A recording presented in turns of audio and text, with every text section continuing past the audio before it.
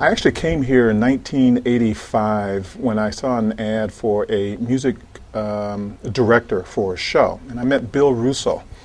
I said to Bill that I've never music directed, but I like what you're doing, and I would love to come by and try it out.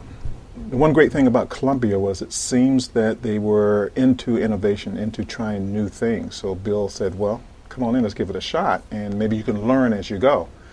So I came in to do that that program. It was called Talking to the Sun.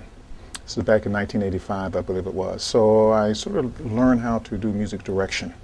I came to the Columbia College initially as a graduate of Berklee College of Music and Composition and a master's degree in management. And prior to actually coming to Columbia College, I was the coordinator of the commercial music program at Sherwood Conservatory. So I came over, I did that show, and then Bill said, you know, you did pretty well. How would you like to do some teaching?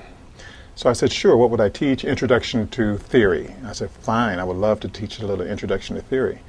So I started to teach Introduction to Theory, and I noticed from talking with the students that there was a sense of wanting. They were like sponges. They wanted a lot of information. I think this came out of a lot that they didn't have to take these SATs, and they just sort of came in and everybody could try their wares. They could try things out, and that's the one thing I liked about Columbia. So I started working in the music department, and I developed a couple of classes there. The classes I developed were more connected to management because that was my background. So I was teaching management kinds of things within the classroom environment. Then finally, at one point in 1996, I realized that the music business program here at Columbia could probably have a better kind of managerial connection to the music. They were doing music management, but it was more just somebody who would come in off the street who was working in the field and just sort of talk to the students about what they did. There was no pedagogical approach.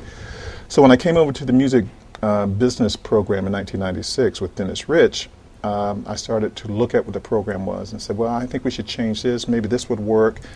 All of that was coming from my experiences as opposed to reading a book.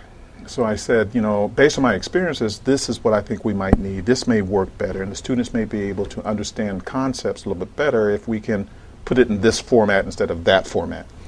And he said, oh, that's a great job. And so things started to, that was a great idea. So the program started to grow from that perspective. So now I was, at that point, just coordinating the production. And then in 2004, I actually started to coordinate the entire music business curriculum.